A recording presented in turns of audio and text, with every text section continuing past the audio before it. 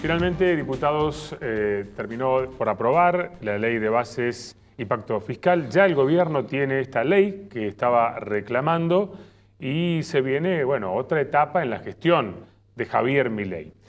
Para analizar este contexto y lo que viene, vamos a hablar con Oscar Agost Carreño, diputado de Hacemos Coalición Federal, que está junto a nosotros. Oscar, bienvenido, muchas gracias por acompañarnos. Junto a Manuel te saludamos. ¿Qué tal? Buenas tardes, diputado. ¿Cómo le va, Ariel? Doctor, ¿cómo les va? Buenas tardes para ustedes. Bueno, gracias por este contacto. Bueno, el gobierno reclamaba que el Congreso le dé herramientas para poder avanzar en sus propuestas, en sus objetivos. Ya las tiene. A la luz de todo lo que se debatió en estos 6 meses, Oscar, ¿qué conclusión sacamos de lo que fue este proceso legislativo extenso para que el presidente tenga esta ley y qué cambia en lo concreto para la sociedad de ahora en más? Bueno, creo que el gobierno y todos nosotros hemos aprendido mucho en este proceso. Fue un proceso bastante largo. Fue largo principalmente por el gobierno, que tuvo que ir aprendiendo sobre la marcha, y además fue muy ambiciosa la ley que presentó originariamente. Por ejemplo, tenía cosas que no iban a tener nunca el consenso. Por ejemplo, imponer retenciones a productos de valor agregado o a economías regionales como el maní de Córdoba o el vino de Mendoza. Bueno, ese tipo de pretensiones originarias que se mandaron al verano hacían que era imposible que saliera esa ley de esa forma. Se trabajó mucho para mejorarla, el gobierno cambió de funcionarios al mismo tiempo, interlocutores, y felizmente pudimos darle al presidente no solo las herramientas que son delegación de facultades y otras cuestiones legales, sino a su vez los fondos necesarios para poder hacer aquello que prometió y hasta ahora no pudo hacer el gobierno o no hizo, en un momento donde está bastante delicada la economía, y creo que las herramientas tal cual él las pidió y terminó negociando con nosotros son las que hoy tiene. Y por otro lado, finanzas que también son importantes para las provincias, porque en este no hay plata, se cortó todos los niveles de pago también a las provincias. Entonces es necesario que todo el mundo gobierne en este momento de crisis hasta que se vaya recuperando la economía. Sí, particularmente en el tema de la restitución de ganancias, algo que se viene mencionando en los últimos días, particularmente en el marco del tratamiento de esta ley, tiene que ver con la posibilidad de que se judicialice por parte de algunos gremios este tema. ¿Qué opinión tenés al respecto? Yo no lo creo. Primero, es muy casual que el kirchnerismo no haya movilizado a nadie afuera del Congreso justo para la aprobación final de la ley. Digo, el que más plata va a amasar gracias a estos cambios es el propio Kicillof y los gobernadores como Quintela, que está pagando aguinaldo con cuasimoneda. Digo, acá hay algo que yo creo que hacen fulbito para la tribuna del kirchnerismo, y yo veo muy robusto el procedimiento para aprobar la ley, y hemos sido desde nuestro bloque garantes de ello, porque no hemos permitido, por ejemplo, que cosas que ha retirado el gobierno a través del presidente provisional del Senado, como son las privatizaciones de Aerolíneas Argentinas, Correo Argentino y los medios públicos, o el tema de la moratoria previsional, donde el gobierno nos pedía insistir con el texto de diputado, nosotros le hemos dicho de ninguna manera, esta tiene que ser una ley. Son temas que estamos dispuestos a discutir. Políticamente queremos que se le explique a la sociedad cuál es el déficit de estos frentes y cuál es el plan que tiene el gobierno, pero la verdad que hacer cualquier enchastre para que esto termine en la justicia, como fue el escándalo de lo que pasó, por ejemplo, con YPF, que tanto critica el presidente Milei, dijimos, no, este es el límite.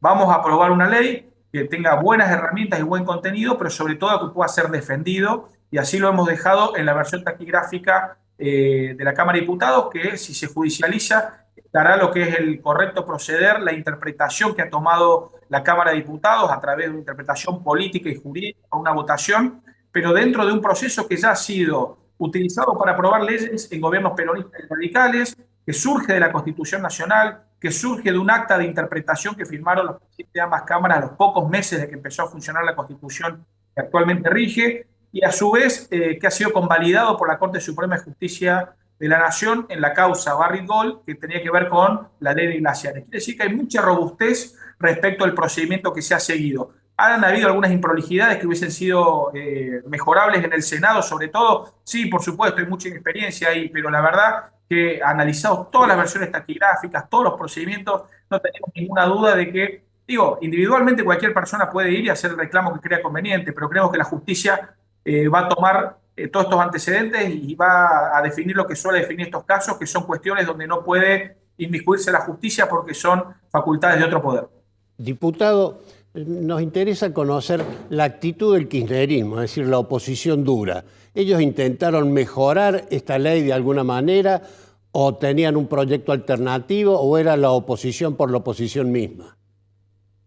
No, en general el kirchnerismo desde el verano por este tema ha sido constantemente contrario a que saliera, o sea, siempre sus dictámenes fueron de rechazo, sus discursos fueron de rechazo y el gobierno tampoco los convocó nunca, digamos, siempre nos ha convocado a los dialoguistas y el gobierno también ha decidido no convocarlos, quizás alguna reunión con ellos hubiese servido para algunos tramos o acordar ciertas cosas, pero hasta en el labor parlamentario le imponíamos mayorías para que la sesión sea con límites y que no se extralimitara el kirchnerismo. Y la verdad que tampoco he visto que hayan puesto demasiados palos en la rueda. Digo, hacen furbito para la tribuna, para su público, para su votante, en el discurso y en la actitud dentro del recinto, pero la verdad que no han entorpecido. Fíjese que habiendo una discusión constitucional, tanto en las comisiones como lo que ha sido dentro del recinto ayer, quien más palos ha puesto en la rueda ha sido un ex juez federal que hoy es diputado del radicalismo, por lo tanto ni siquiera